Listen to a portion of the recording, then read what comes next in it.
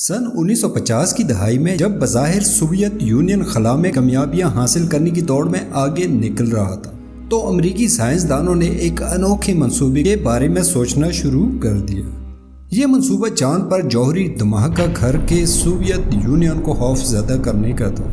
خلا باز نیل آرمسٹرانگ کا سن 1969 میں چاند کی سطح پر قدم رکھنے والا لمحہ انسانی تاریخ کے سب سے یادگار لمحوں میں سے ایک ہے۔ لیکن اگر یہی چاند جس پر آرمسٹرانگ نے قدم رکھا اس پر گھڑے پڑے ہوئے ہوتے اور جوہری حملے کے باعث اس کی فضا زہریلی ہوتی تو کیا ہوتا؟ پروجیکٹ A119 کے نام سے منسوب یہ تجویز ایک انتہائی خفیہ راز کے طور پر پیش کی گئی تھی، جس کے تحت چاند پر ہائیڈروجن بم گرانے کے بارے منصوبہ پیش کیا گیا تھا۔ خیال رہے کہ ہائیڈروجن بموں کو اس جوہری بم سے کہیں زیادہ تباہ کن سمجھا جاتا ہے جو سن 1945 میں ہیروشیما پر گرایا گیا تھا۔ حیران کن بات یہ ہے کہ ایک سائنسدان جو اس انتہائی ہولناک اسکیم کی منصوبہ بندی میں شامل تھے وہ مستقبل میں شہرت حاصل کرنے والے شخص کارل سیگن تھے۔ دراصل اس پروجیکٹ کی موجودگی کے بارے میں سن 1990 میں پہلی بار علم ہوا تھا جب سیگن نے ایک مقبول یونیورسٹی میں اپنی درخواست میں اس کے بارے میں ذکر کیا تھا، جہاں اس منصوبے کے ذریعے چاند کے بارے میں چند بنیادی سوالات کا جواب حاصل کرنا مقصد تھا۔ وہیں پروجیکٹ A119 کا اصل مقصد طاقت کا مظاہرہ کرنا تھا۔ یہ بم ٹرمینیٹر لائن پر پھٹنا تھا جو چاند کی روشن اور اندھیری سائٹ کے درمیان کی سرحد کو کہا جاتا ہے۔ اس کا مقصد روشنی کی ایک ایسی چمک پیدا کرنا تھا جو انسانی آنکھ سے کہیں سے بھی اور خصوصاً روس میں نظر آ سکیں۔ وہاں ماحول کی غیر موجودگی کے باعث مشروم کلاؤڈ بننے کا امکان نہیں تھا۔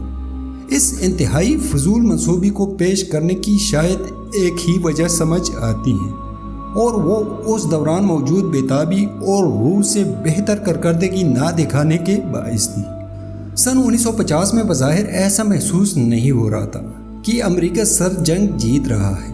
امریکہ میں سیاسی اور مقبول رائے یہی تھی کہ سوویت یونین جوہری ہتھیار بنانے میں امریکہ سے آگے ہیں، خاص کر اس کے جوہری ہتھیاروں کی ڈیولپمنٹ جوہری بموں اور میزائلوں کی تعداد امریکہ سے کہیں زیادہ تھی۔ سن 1952 میں امریکہ نے پہلا ہائیڈروجن بم کا تجربہ کیا تھا۔ 3 برس بعد سوویت یونین نے واشنگٹن کو اپنے ہائیڈروجن بم کے تجربے سے حیران کر دیا۔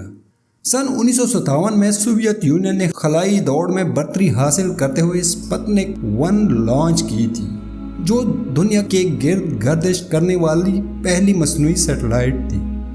سپوتنک کی لانچ سے قبل سوویت یونین کی جانب سے intercontinental ballistic missile launch کیا گیا تھا اور امریکہ کی جانب سے ایک مصنوعی چاند لانچ کرنے کا تجربہ ایک بڑے دھماکے کے ساتھ بری طرح ناکام ہو گیا تھا۔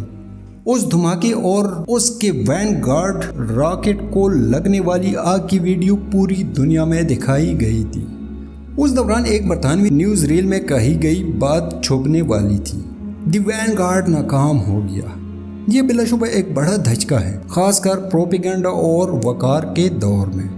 اسی سال کے دوران امریکی اخبارات کی جانب سے ایک سینئر انٹیلیجنس ذرائع سے منسوب خبر لگائی گئی تھی جس میں لکھا تھا کہ سوویت یونین نومبر 7 کو انقلاب کی سالگرہ پر چاند پر ہائیڈروجن بم گرانے کا منصوبہ رکھتا ہے۔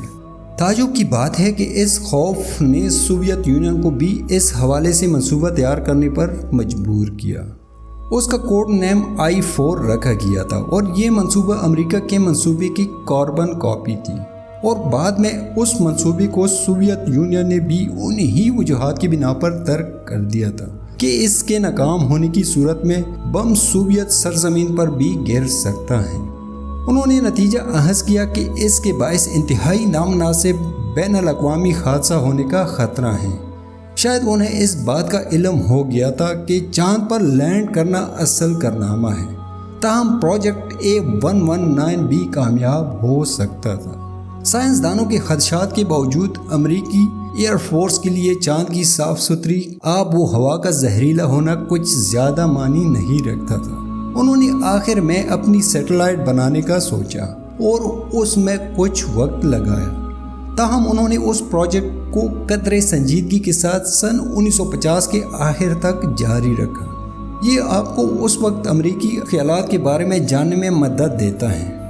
یہ دراصل ایک ایسی چیز بنانے کی کوشش کرنا تھا جو بظاہر متاثر کن ہو۔ پروجیکٹ A119 کی اکثر تفصیلات آج بھی ایک معمہ ہیں، ان میں سے اکثر ریکارڈ ختم کر دی گئے تھے۔